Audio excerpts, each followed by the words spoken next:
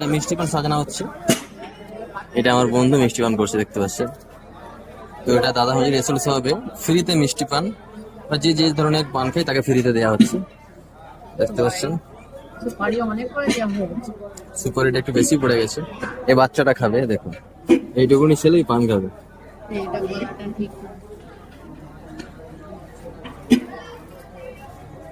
পানমরি মিষ্টি মশলা। চলো পান কমপ্লিট। হ্যাঁ